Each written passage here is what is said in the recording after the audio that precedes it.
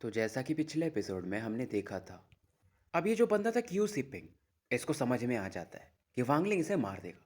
तो फिलहाल ये एक जगह के बारे में, जगह कहना गलत होगा, एक्चुअली एक स्टेट है यानी कि अवस्था, जिसे गुइक्जी कहते हैं, और उसके बारे में वांगलिंग को बताता है।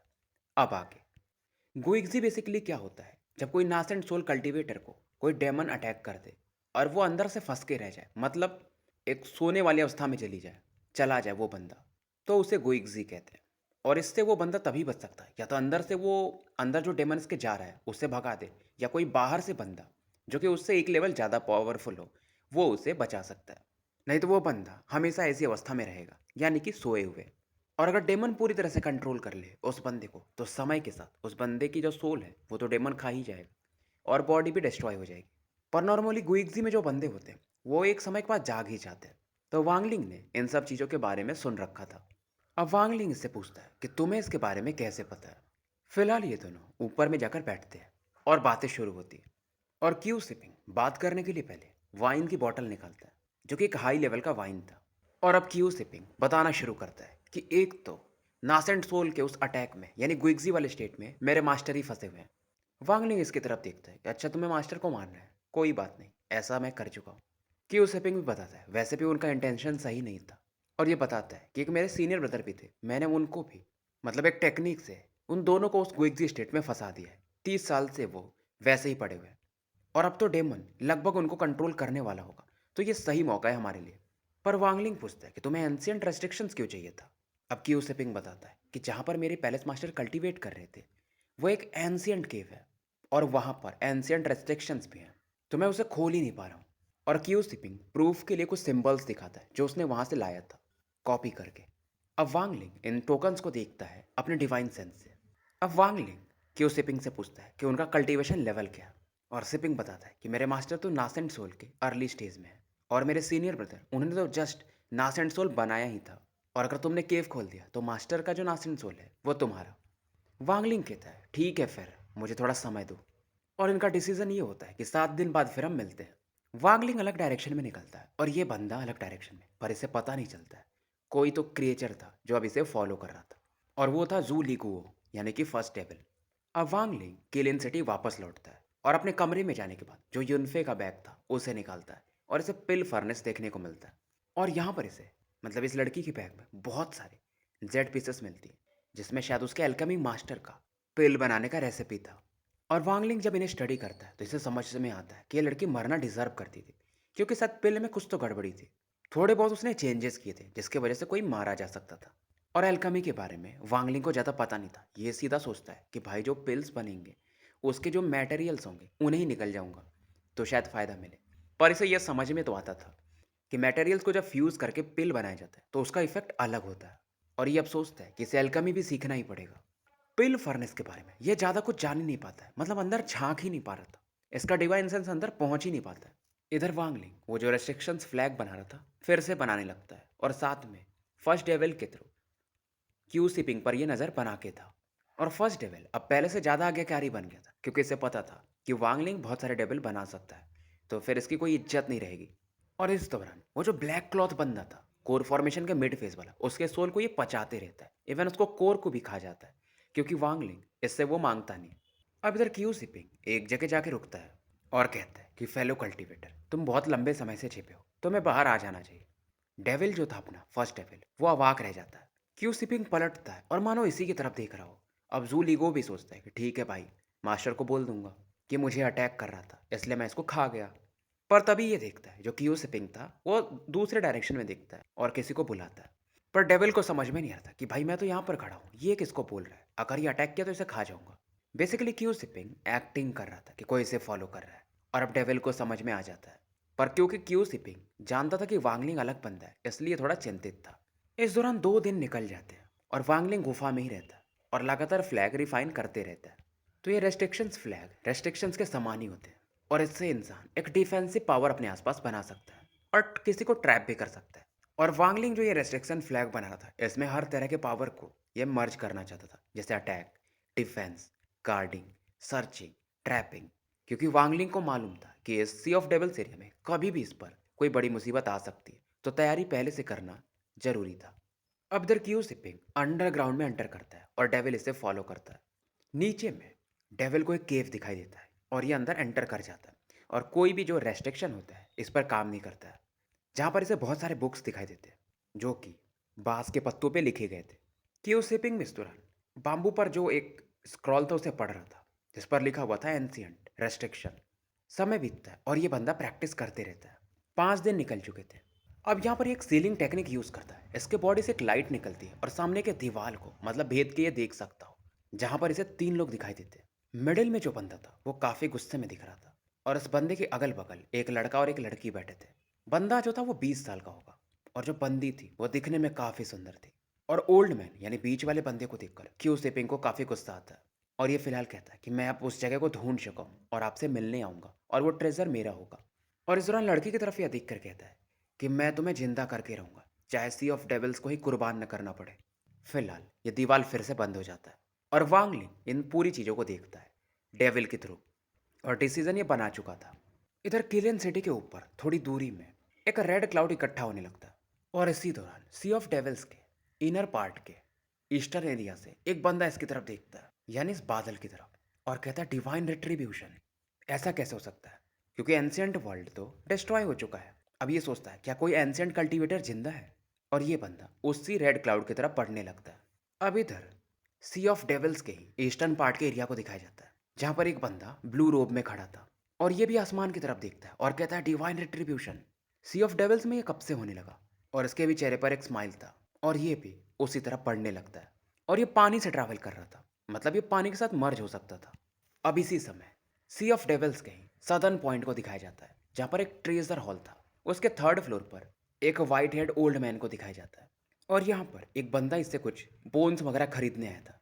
पर इस दौरान इस ओल्ड मैन की भी नज़र आसमान की तरफ जो हो रही घटना थी उस पे पड़ती है और ये ओल्ड मैन अचानक से यहाँ पर गायब हो जाते हैं। इधर वांगलिंग को भी दिखाया जाता है जो कि क्रॉस लेग बैठा हुआ था और ये कुछ अलग प्रेशर फील करता है। वांगलिंग अवाक था क्योंकि जो रेस्ट्रिक्शन फ्लैग बना रहा था उसके आसपास एक अलग पावर इकट्ठा हो चुका था। और वांगलिंग जब ध्यान से देखता है तो इसके जो फ्लैग्स थे उसमें से एक रेड लाइट निकल रहा था जो कि आसमान की तरफ जा रहा था। वांगलिंग अब गुफा से बाहर निकलता है और आसमान की तरफ देखता है। अब इन चीज़ों को देखकर ये सेकंड डेविल को बाहर निकलता है और वांगलिंग के आदेश पर ये भी गायब सा हो जाता है। अब इस रेड लाइट को देखकर वांगलिंग को थोड़ा सा डर आता है क्योंकि नॉर्मल लोगों को पता नहीं चल रहा था पर पावरफुल लोग ये फील कर सकते थे। और ऐसा सेंसेशन ये दूसरी बार देख रहा था जब पहली बार इसने एंशिएंट गॉड टूसी को देखा था तब हुआ था। अब इस समय वो जो लाइट दिख रही थी वो एक पिलर के रूप में बदल जाती है आसमान में, और जो सी ऑफ डेविल्स में फॉग रहते थे वो उसके आसपास भंवर के समान घूमने लगते हैं। और पहली बार हुआ था कि सी ऑफ डेविल्स में जो फॉग थे जो हमेशा रहते थे वो मानो गायब हो गए हो, यानी ऊपर की तरफ बढ़ गए थे और सूरज की किरणें यहाँ पर पहली बार चमकती है। और क्योंकि सेकंड डेविल ये काफ़ी ऊपर था तो इन चीज़ों को वांगलिंग देख सकता था इसके थ्रू। और वांगलिंग भी इन चीज़ों को देखकर समझ जाता है ये तो डिवाइन रिट्रीब्यूशन है क्योंकि एंशिएंट गॉड टूसी की मेमोरीज में ये सब चीज़ को ये देखा था। और शुरुआत में जब टूसी बच्चे थे तब इन डिवाइन रिट्रीब्यूशन से थोड़ा बहुत चिंतित होते थे, पर बड़े होने के बाद तो उन्हें फ़र्क ही नहीं पड़ता था और वो उनके लिए फ़ायदा करता था क्योंकि उनकी बॉडी काफ़ी स्ट्रांग हो चुकी थी। और ये डिवाइन रिट्रीब्यूशन ये इंक स्टोन के कारण आ रहा था क्योंकि इंक स्टोन एंशिएंट गॉड की बॉडी में लंबे समय से था। और क्योंकि वांगलिंग यहाँ पर एक मैजिकल ट्रेजर बना रहा था, ये जो रेस्ट्रिक्शंस फ्लैग, तो उसी की वजह से ये क्रिएट हो गया था। यानी आसमान में बिजली चमकना, जैसे कि कोई अगर बीटीटीएस देखता होगा तो जभी भी जाओयान कुछ पेल्स वगैरह बनाता है तो आसमान में ऐसा बिजलियाँ कड़कने लगती है, कुछ वैसा समझो। अब वांगलिंग तुरंत ही गुफा के अंदर आता है और ये जो रेस्ट्रिक्शन फ्लैग बना रहा था इसे अंदर रखने की कोशिश करता है। मेमोरीज से ऐसा कुछ चीज़ें देखने को मिलती हैं क्योंकि इसे पता था कि अगर वो बिजली इस फ्लैग को हिट की तो फ्लैग तो धूल में बदल जाएगा और पूरी वांगलिंग की मेहनत बेकार जाएगी। अब बिजली की वजह से वांगलिंग इस दौरान खून की उल्टी करने लगता है और ये इसको लगता है कि अब ये चीज़ को गिव अप कर देना चाहिए, मैंने ये फ्लैग को छोड़ दो और यहाँ से निकलो। पर तभी एक मिस्टीरियस फोर्स फ्लैग के आसपास प्रकट होता है और वांगलिंग जब ये देखता है तो फ्लैग को पकड़ लेता है। अब जो आसमान में बिजली चमक रही थी ये सीधा इसके ऊपर आती है। फ्लैग जो था इसके लेफ्ट हैंड में चला जाता है और राइट हैंड में एक वेपन सा आता है जो कि मानो इसके कंट्रोल में ना हो। पर बिजली का पावर इतना खतरनाक था कि वांगलिंग दोबारा से खून की उल्टी करता है और इस समय इसके बॉडी में जो भी स्पिरिचुअल एनर्जी था वो पूरी तरह से मानो कियोस में हो। इसे समझ में ये आ रहा था कि रेस्ट्रिक्शंस फ्लैग में ये जो रेशे के समान रेड पावर दिख रहा है इसे रिमूव करना पड़ेगा, नहीं तो बिजली लगातार इसके ऊपर गिरती रहेगी। और पूरा किलिन सिटी डिस्ट्रॉय हो रहा था। और बड़ी बात ये थी कि जो सी ऑफ डेविल्स के आसपास हमेशा फॉग रहता था, इस पावर की वजह से वो फॉग जा चुका था। तो जो भी आसपास की कंट्रीज़ हैं जो इन्हें देख नहीं पाती थी क्योंकि फॉग इतना गहरा रहता था, अब वो भी इन्हें देख सकते थे। इधर वांगलिंग क्या फील करता है, इसके बॉडी में जो इसका कोर है वो छोटा हो रहा हो और इसके कोर पर एक लाल धागा सा दिखता है जो कि इसकी एनर्जी को एब्जॉर्ब कर रहा था। और अगर इसका वांगलिंग का कोर ही फट जाएगा तो वांगलिंग मारा जाएगा। वांगलिंग का पावर घट करके कोर फॉर्मेशन की जो कि लेट फेज में था, अब ये मिड फेज में आ जाता है और इसके हिसाब से 3 घंटे और लगेंगे, फिर ये कोर फॉर्मेशन की इनिशियल स्टेज, फिर इसका कोर फट जाएगा। अब वांगलिंग को ये समझ में आता है कि ये जो रेड रेड थ्रेड है जो इसकी बॉडी में जा चुका है उस डिवाइन रिट्रीब्यूशन का, उसको हटाना कैसे है। और अब इसके पास वो इसका स्पिरिचुअल वाटर भी नहीं था क्योंकि एंशिएंट गॉड में ये अच्छा खासा यूज कर चुका था। इस दौरान वांगलिंग के सामने एक मिडिल स्टेज का बंदा कोर फॉर्मेशन के प्रकट होता है और कहता है, तो वो तुम हो। ये बंदा जो प्रकट हुआ था ये कोर फॉर्मेशन के लेट फेज में था, पर वांगलिंग को फर्क नहीं पड़ता है। वांगलिंग सीधा इस बंदे की तरफ पड़ता है और वांगलिंग पलक झपकते मानो इसकी बॉडी से इसका कोर ही निकाल देता है और खुद निकल के यहाँ से भाग जाता है। अब वांगलिंग इस समय मानो पागलों के समान था जो कि बहुत सारे बीस्ट का भी कोर निकाल के निकल रहा था ताकि इसका पावर मेंटेन रहे। सुनफान करके यहाँ पर एक बंदा था जो कि नासेंट सोल पे था और वांगलिंग को देखकर ये डर सा जाता है और वांगलिंग इस दौरान भागते रहता है और रास्ते में जो भी लोग मिलते हैं खास करके कोर फॉर्मेशन के, उनके कोर्स को निकाल कर खाते रहता है। और बहुत सारे लोगों को ये मार चुका था, इंसान हो या बीस्ट, चाहे वो मेल हो या फीमेल, ये किसी को नहीं छोड़ रहा था जो कि नासेंट सोल के नीचे हो। अब जब ज़्यादा लोगों को ये कोर खा लेता है तो इसका कोर फिलहाल स्टेबल होने लगता है। पर प्रॉब्लम अभी भी था, वो रेड थ्रेड इसके कोर के आसपास अभी भी मंडरा रहा था। और वांगलिंग के पास एक ही ऑप्शन था फिलहाल कि अपनी एनर्जी को स्टेबल किया जाए ताकि बाद में फोर्सफुली इस रेड थ्रेड को बाहर निकाल दिया जाए। वांगलिंग आगे बढ़ता है 1000 मील की दूरी पर, यह बहुत सारे बीस्ट को मारते रहता है।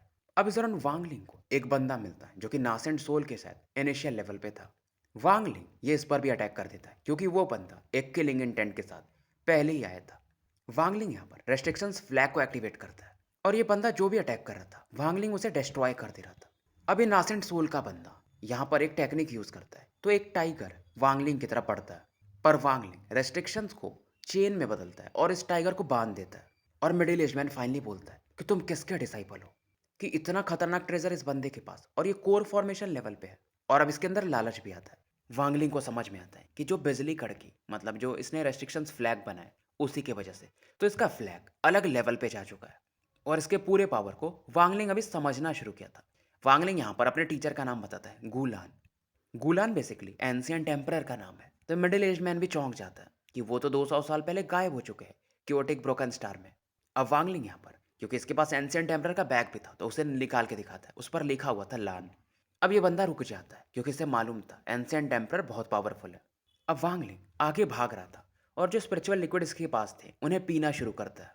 फिलहाल ये अपने सोल डिवोरर टेक्निक को यूज करता है और जो भी सोल कोर्स थे इसके पास ये उन्हें भी एब्जॉर्ब करता है क्योंकि वांगलिंग ने यहाँ पर अलग मेथड से लोगों को किल किया था, उनके सोल को भी इकट्ठा किया था और बॉडी का जो कोर था उसको भी।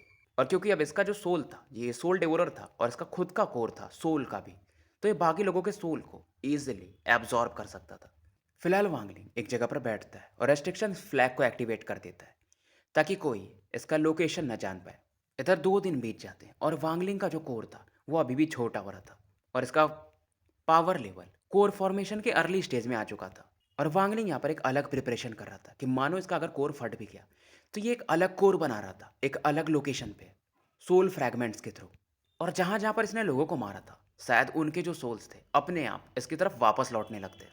3 दिन और बीत जाते हैं और वांगलिंग फाइनली रेस्ट्रिक्शंस फ्लैग को डीएक्टिवेट करता है। और अब वांगलिंग रेड थ्रेड पर अटैक कर चुका था। रेड थ्रेड को क्योंकि इसका पावर लेवल पूरी तरह से मैनेज हो जाता है यानी कि वापस लौटता है तो उसको ये हटा देता है। तो फिलहाल इसका कोर बच जाता है और अब पावर लेवल कोर फॉर्मेशन के लेट के एकदम ऊपर जा चुका था यानी पीक लेवल पर रेड थ्रेड को ये बस सप्रेस कर पाया था, गायब तो नहीं कर पाया था। और उसके लिए इसको मिनिमम नासेंट सोल पर शायद जाना पड़ेगा तभी अपने आप शायद गायब हो जाएगा। अब वांगलिंग अर्थ एस्केप टेक्निक को यूज करता है और डेविल जहां पर था फर्स्ट डेविल उस तरफ पड़ता है क्योंकि 7 दिन का टाइम पूरा हो चुका था और क्यू शिपिंग से मिलना अब तो बनता था। पर 7 दिन से ज़्यादा का समय बीता था तो क्यू शिपिंग फिर भी वेट कर रहा था। वांगलिंग इससे थोड़ा माफ़ी मांगता है कि कुछ प्रॉब्लम्स आ गए थे। अब क्यू शिपिंग क्योंकि इसके साथ जाने वाला था तो वांगलिंग से इसका नाम पूछता है कि फेलो कल्टीवेटर तुम्हारा नाम क्या है।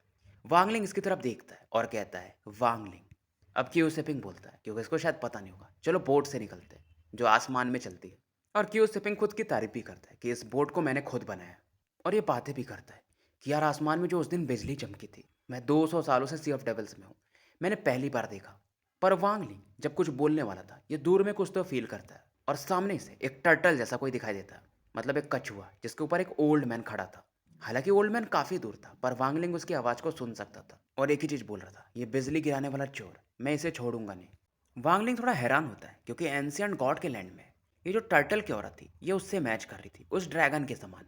क्यू सिपिंग इस क्रीचर को देखता है और कहता है ये तो जुआन वो है। हालांकि वांगलिंग ने जो मेमोरीज देखी थी उसमें उस क्रीचर का नाम टी शाओ था। क्यू सिपिंग के पसीने छूटने लगते हैं, पर कैसे भी करके ये लोग यहाँ से निकलते हैं। और इसका अंदाजा यही था क्योंकि ये एक बीस्ट को यूज कर रहा है, जुआन वो को, तो इसका पावर लेवल अलग लेवल पे होगा। क्यू सिपिंग फिर भी बोलता है कि यार चलो हम निकल तो गए, पर वांगलिंग कहता नहीं। क्यू सिपिंग पलट के देखता है ओल्ड मैन की तरफ, जो कि एक फॉर्मेशन जैसा इसको लगता है, पर वांगलिंग इसे बताता है ये फॉर्मेशन नहीं है, ये बेसिकली एक रेस्ट्रिक्शन बना रहा है। अब क्यू सिपिंग बोलता है यार लेकिन हमारे पावर लेवल के हिसाब से ये सीनियर हमें क्यों टारगेट कर रहा है। वांगलिंग कुछ बोलता नहीं है, पर पूरे एरिया को अपने डिवाइन सेंस से ये स्कैन कर रहा था। क्यू सिपिंग अब सोचता है कि शायद कुछ और बड़ा प्रॉब्लम हो सकता है, तो ये फिलहाल बोट को घुमाता है और इन सीनियर के पास जाके बोलता है कि जूनियर क्यू सिपिंग आपको ग्रीट करता है। ओल्ड मैन बोलता है तो मुझे जानते हो। क्यू सिपिंग बोलता है नहीं, पर आप सीनियर लगते हो, मतलब पावरफुल हो।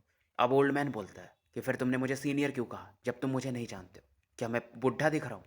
अब ओल्ड मैन अपनी स्टोरी सुनाना शुरू करता है और बीच बीच में अपने गॉड में से जो वाइन या जो भी होगा उसे पीते रहता है।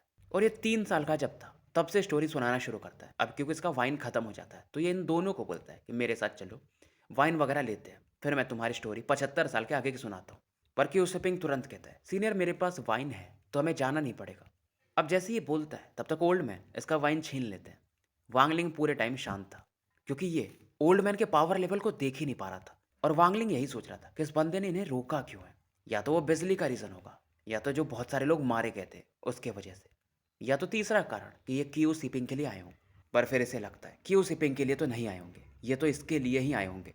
अब ओल्ड मैन इसके वाइन को पीते हैं और बोलते हैं बहुत सही, तुम मेरे डिसाइपल बन सकते हो। अब क्यू सिपिंग थोड़ी देर हिचकिचाता है और बोलता है कि मैं। ओल्ड मैन समझ जाते हैं क्या तुम्हें मेरा डिसाइपल नहीं बनना है। अब ओल्ड मैन वांगलिंग की तरफ देखकर स्माइल करते हैं। अब वांगलिंग सीधा बोलता है कि मेरा खुद का एक सेक्ट है, मतलब मैं एक सेक्ट में पढ़ता हूँ। और वांगलिंग बताता है कि मैं जाओ कंट्री से हूँ और हैंग्यू सेक्ट से। ओल्ड मैन सीधा बोलता है कि 3 दिन में तुमने 1000 से ज़्यादा कोर फॉर्मेशन कल्टीवेटर्स को मारा था, तुम बहुत डेयरिंग बनते हो। अब जैसे ये बात निकलती है क्यू सिपिंग अवाक हो जाता है और वांगलिंग की तरफ देखता है। एकदम विश्वास ही नहीं हो रहा था कि 1000 से ज़्यादा कल्टीवेटर्स, और वो भी कोर फॉर्मेशन के। वांगलिंग अभी भी शांत था। वांगलिंग अब दिमाग लगाता है और बोलता है ठीक है मैं आपको अपना टीचर बना लूंगा। ओल्ड मैन तुरंत ही एक रेस्ट्रिक्शन पावर एक्टिवेट करते हैं और वांगलिंग के आईब्रोज पर इसे डाल देते हैं और कहते हैं ठीक है फिर तुम मेरे डिसाइपल। अभी जो रेस्ट्रिक्शन था एक कमल के फूल में बदल जाता है। वांगलिंग इस दौरान टीचर से अपने कहता है कि मेरा कुछ एक प्लान है, इसको मैं सॉल्व करके फिर आपके पास आ जाऊंगा, जो मुझे क्यू सिपिंग के साथ जाना पड़ेगा। क्यू सिपिंग भी हाँ में सर हिलाता है। ओल्ड मैन कहते हैं ठीक है मैं 1 महीने का समय देता हूँ। अब ओल्ड मैन बोलते कि ठीक है 1 महीने बाद तुम किसी भी, मतलब ट्रेजर पवेलियन में जाना किसी भी शहर के, और कहना कि सुन डियान उनसे मुझे मिलना है। ओल्ड मैन इसके बाद यहाँ से गायब हो जाते हैं।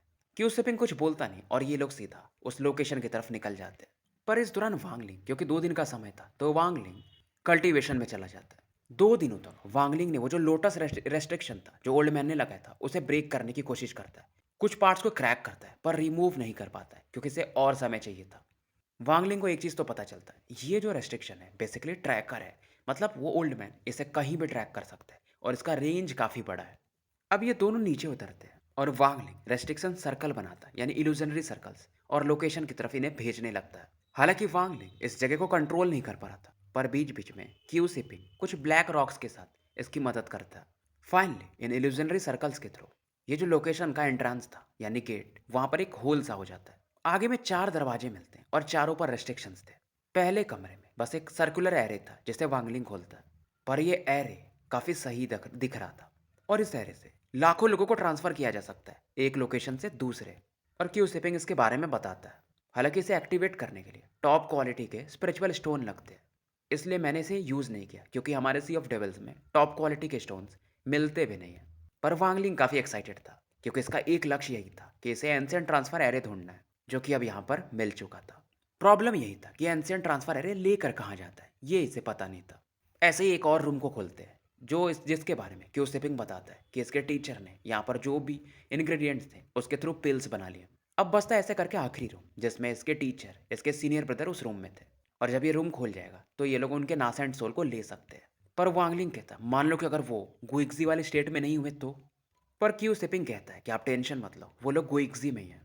लेकिन अगर कुछ नहीं रहा मतलब प्रॉब्लम है तो मैं उसके लिए भी तैयार हूँ। और ये कुछ अगरबत्ती जैसा निकालता है जो कि किसी के भी हार्ट को कंफ्यूज कर सकता है।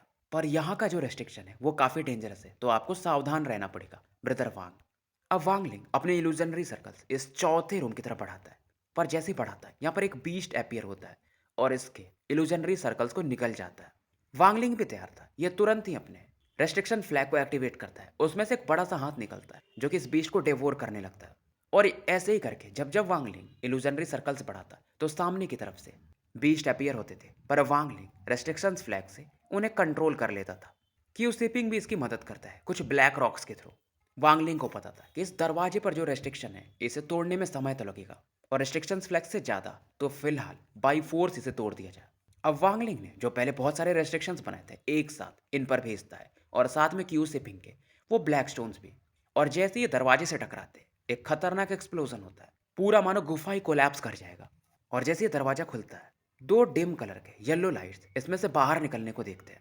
पर तभी क्यू सिपिंग तैयार था, ये वो हार्ट कंफ्यूजिंग फ्रेगनेंस यानी अगरबत्ती को यूज करता है। और ये दोनों लाइट जो येलो लाइट थी वो डिम हो जाती है और ये लाइट्स जो थी वो नासेंट सोल्स ही थी। वांगलिंग तेजी से पड़ता है और जो एल्डर नासेंट सोल था वो उसे पकड़ लेता है। और क्यू सिपिंग भी दूसरे वाले को पकड़ता है और दोनों काफी तेजी से गुफा से बाहर निकल जाते हैं। अब वांगलिंग डेविल को निकालता है बाहर और डेविल जब देखता है नासेंट सोल तो इसका लालच बढ़ जाता है। पर डेविल लूगो शांत हो जाता है और इस नासेंट सोल को लेकर वांगलिंग के कॉन्शियसनेस में वापस अंदर चला जाता है। क्यू सिपिंग उधर भाग चुका था, वांगलिंग उसकी तरफ देखता है। फिर ये बोलता है उसको चेस क्या करना है, क्योंकि वांगलिंग दो सोल को डेवोर तो नहीं कर सकता। अब वांगलिंग काफ़ी एक्साइटेड था कि अब ये नासेंट सोल लेवल पर जा सकता है। लंबा दूरी ये ट्रैवल करता है लगभग 10,000 किलोमीटर और एक रेगिस्तान वाले एरिया में ये रुकता है और जहाँ पर ये गुफा बनाता है। अब डेविल को ये बुलाता है जो कि नासेंट सोल को लेकर बाहर आता है। वांगलिंग थोड़ी देर आंखों को बंद करता है, दोबारा से खोलता है और इस नासेंट सोल को यह डिवोर कर जाता है। और जैसे इसे डिवोर करता है एंशिएंट गॉड टैक्टिक को ये एक्टिवेट कर देता है। अब क्योंकि एंशिएंट गॉड टैक्टिक ज़्यादा पावर फिजिकल बॉडी में बदल देता था तो वांगलिंग उसे भी कंट्रोल करता है ताकि इसका स्पिरिचुअल एनर्जी यानी कोर की तरफ ये पावर ज़्यादा जा सके। अब धीरे धीरे समय बीत रहा था और वांगलिंग का जो नासेंट सोल था हल्का हल्का बनने लगता है। पर इस समय इसका जी रियल्म अपने आप एक्टिवेट होता है और इसके कोर की तरफ बढ़ता है। और जी रियल्म को वांगलिंग कंट्रोल ही नहीं कर पा रहा था। और जी रियल्म जैसे ही कोर के पास पहुंचता है एक एक्सप्लोजन होता है। एक्सप्लोजन के कारण वांगलिंग की जो बॉडी थी बिखर सी जाती है। इवन वांगलिंग अब बैठ नहीं पाता क्योंकि अंदर से इसकी बॉडी ऐसा टूट फूट गई थी। ये खून की उल्टी करता है। वांगलिंग को गुस्सा आता है कि जी रियल्म सोल, क्योंकि अब इसका जो कोर था वो एक्सप्लोड तो नहीं करता है पर बहुत छोटा हो जाता है। वांगलिंग को लग ही रहा था इसका जी रियल्म इसको नासेंट सोल पहुंचने से रोकेगा ही रोकेगा, कि इसका जो जी रियल्म है वही सबसे बड़ा बैरियर है इसके नासेंट सोल लेवल पर जाने से रोकने का। मतलब ये इतना पावरफुल अपने जी रियल्म के कारण ही था, पर इस जी रियल्म के कारण ही ये अब नीचे आ रहा था, यानी कि ऊपर के लेवल पे नहीं जा सकता। पर क्यों हो रहा है इसे ये नहीं समझ में आ रहा था। 3 दिन लगते हैं ये फिर से रिकवर करता है और उसके बाद ये आधे महीने तक ट्रैवल करता है, नए नए शहर जाता है जी रियल्म के बारे में कुछ पता चले। अब इसे याद आता है क्यू सिफिंग जिस गुफा में ले गया था वहाँ पर बहुत सारे बुक्स थे, तो इसलिए वांगलिंग उसी गुफा की तरफ मूव करता है। 5 दिन में ये वहाँ पहुँचता है। वांगलिंग वहाँ पर पहुँचता है, क्यू सिपिंग था नहीं वहाँ पर, और इन बुक्स को पढ़ने लगता है। इनमें से किसी पर जी रियल्म के बारे में कुछ मिलता नहीं है। इसे ये तो समझ में आ गया था कि जी रियल्म का जो पावर है वो एक डिवाइन पावर है जो कि एक सांस में यानी बोला कि डिस्ट्रॉय और सामने वाला मारा जाता है। पर इस दौरान वांगलिंग की नज़र एक बांस के पत्ते पर पड़ती है जिस पर जी रियल्म के बारे में लिखा हुआ था। अब इसमें लिखा हुआ था, वांगलिंग पढ़ता है कि कल्टीवेशन की दुनिया में स्पिरिचुअल पावर में चेंज आ सकता है जो कि जी रियल्म बनाता है। और यही मेरा रिसर्च है जो कि मैं फ्यूचर जनरेशन के लिए छोड़ रहा हूँ। बहुत सारे लोग ये मानते हैं कि जी रियल्म का final evolution nascent soul stage पर ले जाता है, पर मुझे एक नया चीज़ मिला। मुझे बहुत सारे लोग मिले जिनके पास जी रियल्म था। ज़्यादातर तो लोग कोर फॉर्मेशन पे ही रुक गए, कुछ एक लोग नासेंट सोल पे रुक गए और कुछ लोग इसके ऊपर वाला लेवल स्पिरिट सीवरिंग यानी कि सोल फॉर्मेशन स्टेज। और इन सभी का श्रेय मतलब इस पावर लेवल पर जो ये लोग पहुंचे वो एक ही बंदे को जाता है जो कि पहली बार जी रियल्म पे पहुंचा था, जिससे कि मैं मिला था। फिलहाल वो बंदा नासेंट सोल पे था। ये बंदा भी नासेंट सोल से ऊपर जाना चाहता था स्पिरिट सेवनिंग पे। मेरी मदद चाहता था, पर मैं भी उसको इस लेवल पे ले नहीं जा सका। वांगलिंग पूरे टेक्स्ट को लाइन बाय लाइन पढ़ रहा था और कन्फ्यूज़ ज़्यादा होता है। अब वांगलिंग को ये लगता है कि इसके जी रियल्म का जो मैक्सिमम लेवल है, वो कोर फॉर्मेशन है। मतलब ये कभी भी नास एंड सोल पे पहुँच ही नहीं पाएगा और वांगलिंग को ये पसंद नहीं आता। मतलब 400 साल मैंने सफ़र किया और मैं अगर ब्रेक थ्रू कर नहीं सकता, तो मैं क्या करूँगा? ना तो ये सेटुनान को फिर जगा सकता है, ना तो टेंग वांग से बदला ले सकता है, ना तो अपने शहर ज़ाओ लौट सकता है। पावरफुल ये इसीलिए लिए था क्योंकि इसके पास जी रियल में था, यानी कोर फॉर्मेशन में इसे कोई हरा नहीं सकता था। बट ऊपर का क्या? अब ये जो बंदा था जिसने ये पेपर लिखा था, रिसर्च पेपर, उसने एक हार्ड चॉइस भी यहाँ पर दिया था कि अगर तुम अपने जी रियल को छोड़ दो तब तुम नास एंड सोल पे जा सकते हो। यानी कि तुम्हें अपना कल्टीवेशन फिर से शुरू करना पड़ेगा, क्योंकि कल्टीवेशन तुम अब पूरा त्याग दोगे तो जी रियल में गायब हो जाएगा। अब वांगलिंग थोड़ा चिंतित था कि अगर जी रियल्म को गिव अप नहीं करेगा तो आगे बढ़ नहीं सकता। पर जी रियल्म था बहुत पावरफुल चीज़। 400 साल की इसकी मेहनत जाएगी, पूरा शुरू से कल्टीवेशन। और सी ऑफ डेविल्स में शुरुआत से कल्टीवेशन, ये कहीं भी मारा जा सकता है। फिलहाल वांगलिंग कुछ सोचता है और इस गुफे से बाहर निकलता है। पहला इसके दिमाग में ये आता है कि ये जो लोटस रेस्ट्रिक्शन है, इसे हटाना पड़ेगा। तो स्टोरी यहीं समाप्त करते हैं और मिलते हैं फिर कल एक नए वीडियो के साथ।